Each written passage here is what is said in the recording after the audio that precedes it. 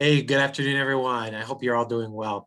I wanted to take and welcome you to OneTake. This is a 15-minute interview series with InsurTech executives brought to you by InsurTech Denver. Now, this is a unique series in that there are no edits and no do-overs. I'm Marc Wheeler, co-founder of InsurTech Denver, and with me today is Sean Mulhern, who is a co-founder of Glovebox. And thank you so much for being with us today, Sean. Yeah, pleasure. One take, so we gotta nail it. Yeah, we got to do it right. There's no going back. I Well, like listen, it. yeah, it's been fun. It's been fun. Well, congratulations on all the success that Glovebox has had over the past year. Exciting times for the company in spite of, the environment we've had to work through. So, for those in the audience who are not familiar with Glovebox, could you tell us more about the company and your role? Yeah, Glovebox was started from our experience running an independent agency here in Denver. We grew a very large agency over the course of about 5 years. It actually had been around for a while, about a $5 million book. And me, Ryan, Andy, among other people, took it from about a $5 million book to just over 100 million in premium in about 6 years. Five agents and maybe 3 or 4 service reps to 45, 50 service reps and over 140 agents. And we experienced just a ton of growing pains, as you could imagine. And there's still not a ton. There's a ton more tech for insurance, but the last 5, 6, 7 years there hadn't been much. And so Glovebox was built out of this headache of the confusion that clients, policyholders were feeling around, well, hey, I'm with this agency, but I got something in the mail from this carrier. What's going on here? I'm confused. And the servicing, clients struggle to just grab simple items like ID cards, policy documents. So what Glovebox aimed to do was to really consolidate the user experience and make it a lot easier and more simple for everyone, from the policyholder to the agency to the carriers. And so we've got a technology platform. We're live on Android, live on iOS, web-based. So really wherever the client wants to engage.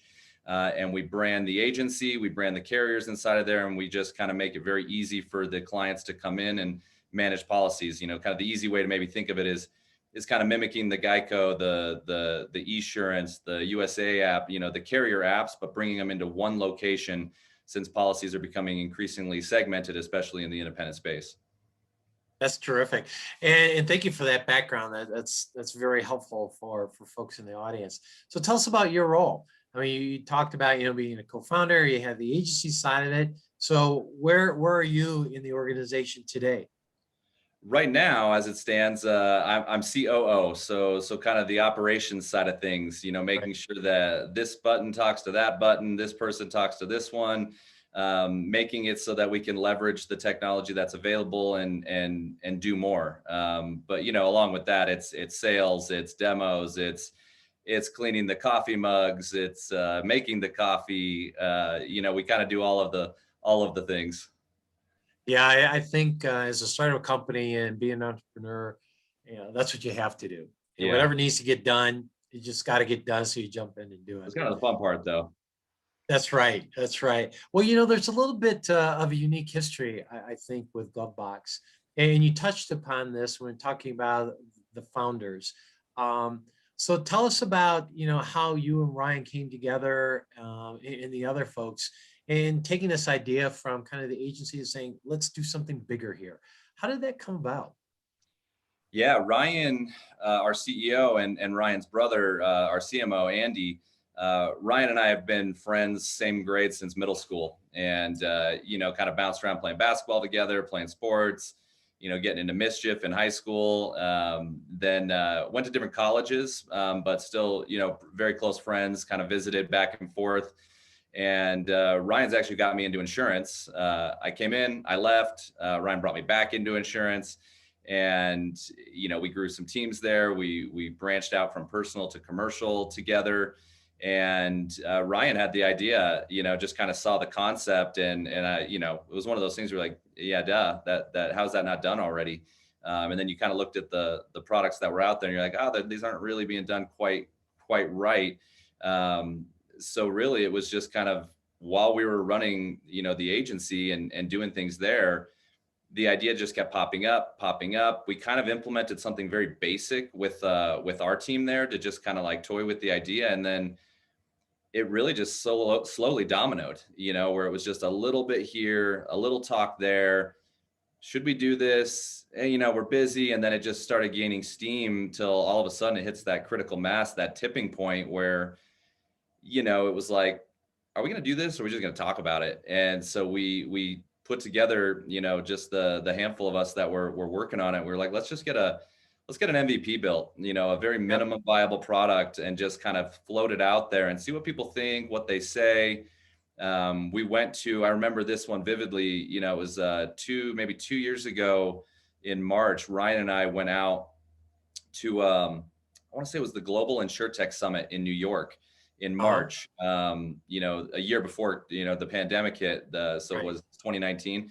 And I remember we went there and you kind of had this weird, like, who are we? And look at all these other companies. And it was really exciting to see how much was being built there. And when we were talking to people about the idea, just seeing their gears turning and just seeing that people didn't quite understand that this was such a big need, we were like, okay, I think we really have something here. And then that's when, the stars just aligned, and sometimes the universe is telling you got to make this happen. And when we launched the product live for the MVP, it just so happened to be the same month that the agency was sold. So it was just kind of okay, the universe is telling us, let's go make this happen. How exciting. And to be able to have that camaraderie, from, I think you mentioned grade school all the way through, that's pretty amazing. You talked about, your role today as a COO. So where does technology play in your business? It seems like it's really a core foundation of where the business is at today and how you plan to grow.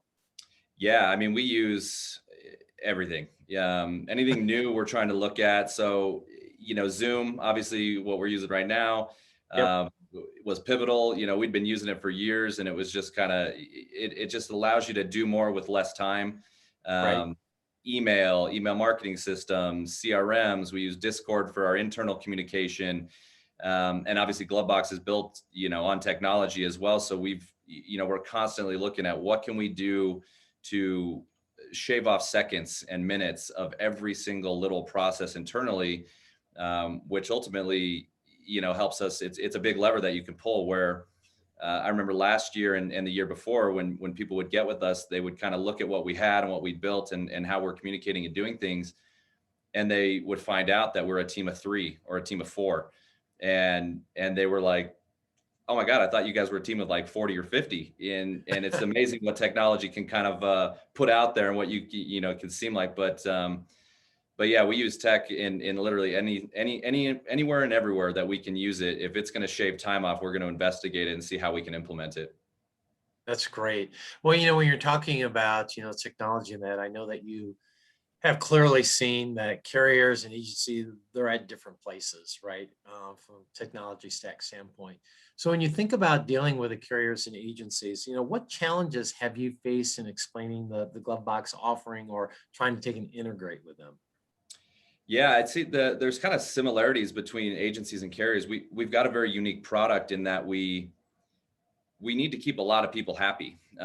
We sell our product to agencies, but we sell the product for their policyholders. And then we've got the carriers we need to keep happy because, they're a big piece of the pie and the communication channel. So carriers right out of the gates, a lot of it was, why would we even want to do this? Like, why would we want to connect with you guys? Why would we talk to you guys? We have a mobile app, we have it, it's out there, we can use it. So from their standpoint, a lot of this was educating them on the independent space. They have their marketing reps out there in the agencies talking to them, but they're not necessarily aware of the very granular headaches that they're dealing with and saying, hey, agencies are not pushing people to the carrier apps. And there's a lot of reasons for it.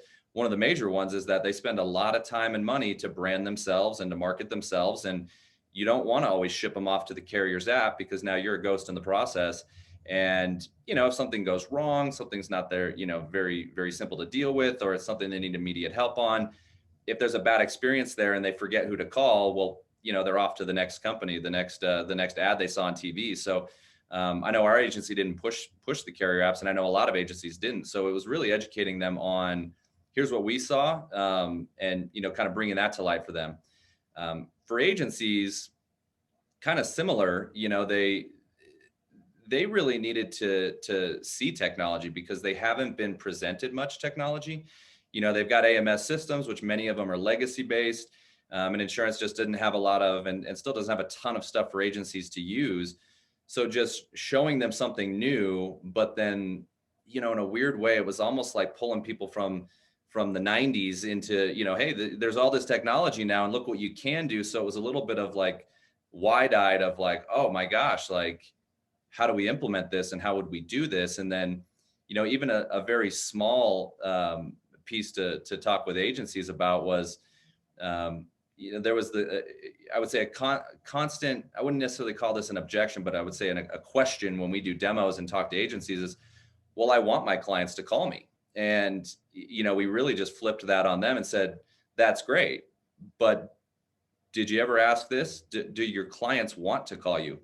Do they want to call you to grab an ID card when they're sitting at the DMV? Do they want to call you when they just want to get the bill paid? And so it's just reframing a lot of stuff for agencies as to letting them know, hey, here's what's available in technology. Here's what consumers are getting in any industry outside of insurance. And here's what they're expecting. They're expecting a digital experience to do things. And when you jump into the independent space, you have all these value ads for product and coverage and price. But you need an easy way to connect with the client, to get in front of the client and make it easy for them and meet them where they're at. So if they want to call you, great, let's make it easy for them to call you. But those people that don't want to call you, they're not going to call you. So let's make it easy for them to engage with you as well. Right, right. That sounds great. Well, one of the things that, companies have been struggling with of all sizes is that they went through all this disruption, when COVID hit to their operations and that. And now that we're coming out of that, what changes, if any, do you see happening, relative to your office or remote work or how you're dealing with clients or with agencies? So for us, COVID, it didn't really change us too much because, to the earlier talk about technology, we were already using Zoom and we were already getting on the phone. And so, nothing really changed much there. We obviously went home like everyone else for a short period, but at that stage, we were in a very small office. So, in some ways, that was actually nice to kind of get out of someone sitting right next to you when you're trying to take a phone call. But as we've grown now, in the last year, we've got several more people working. We've moved into a much different office. But we've always come from this perspective of, you don't need to be in your seat in the office to be effective. And so we're very flexible on, hey, don't worry about, hey, I'm going to work from home today. Don't feel like you need to go clear it. Just, as long as you're getting your stuff done, get it done. And the numbers and the production and the productivity, they speak for themselves. If stuff's getting missed and dropped, you're a responsible adult, get it done. And if you're not, that's another conversation. For clients though of ours, I think this has actually really put a light on the fact that, oh, we need to meet our clients where they're at. And if they're not walking into our office anymore, how do we talk to them? So I think in some ways it's accelerated the need and the okay, we need to do something here. So I wouldn't say a whole lot's changed from us from a working standpoint. If anything, I think it's helped us with our sales side of things to let people know, there are options to make your business a little bit more efficient. Yeah, when you think about the stage where the company's at and just how you've taken and built the company, the flexibility that was already inherent, that was there, right? And the opportunity to work remotely and all of that was very different from, some of the carriers and, bigger call centers and bigger agencies or GMAs that certainly I've run across where they were struggling a little bit there. Right. Well, let me ask you this, coming at it from an entrepreneur, what has surprised you the most coming into this role and starting this business and trying to get a vision, an idea launched? I feel like I've heard this term. I don't know if anyone coined it, but the, imposter syndrome. We got in and like anything, when you start, you kick your first product out, you're you kind of sit back and you're like, okay, cool. When's the money going to roll in? Like, we're basically there, right? Have we gone unicorn status yet? Um, so one major surprise was honestly how hard this was going to be. There's a reason some people have not done this. It was a big bite to chew off.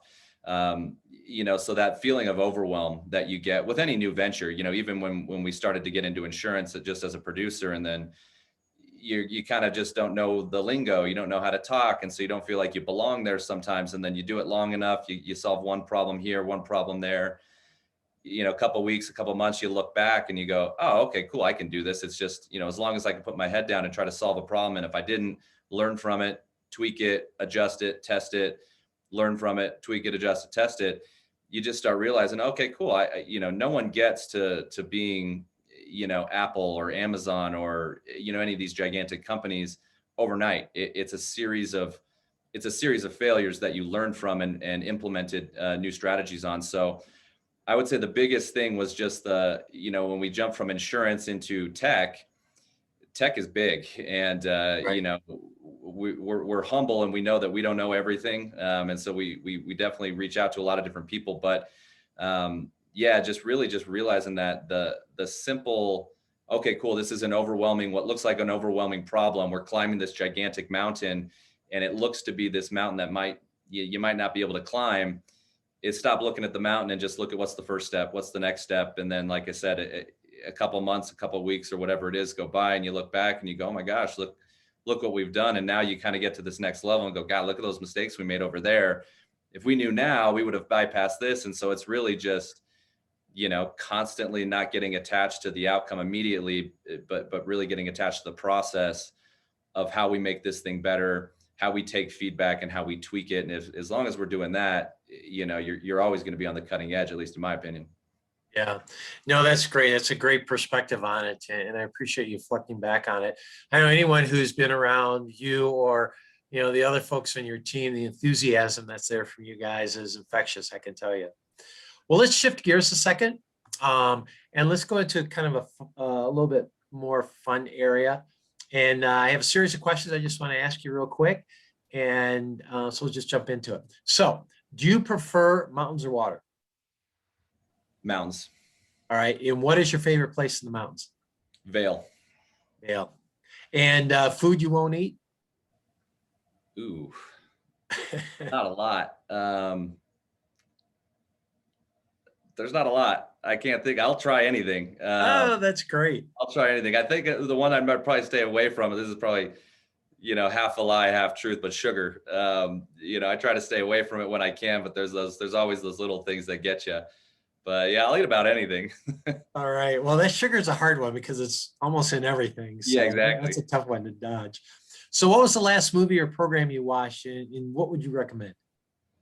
Oh man, I've just started watching The Crown with my wife. I kind of was like, whatever, I don't really want to watch this, but I think what I've noticed this last year with the pandemic is I've gotten very interested in history and just kind of seeing how many things have changed in such a short period. And so The Crown has been interesting because, we're only in the first season, if you've seen it, and it's, takes place, shortly after World War II. And you just look at how different the world is, blows my mind. So that's definitely one. Other than that, I usually fall asleep when I'm watching something, name a Disney or a Pixar movie, and I've probably seen them 4 or 5 times this week with the kids. Oh, I'm sure of that, right? Well, you mentioned, your high school buddies there, and, what extracurricular activities in high school or college that you can talk about? What were you involved with? Oh, beers, Thursday night flip cup, Friday night beer pong.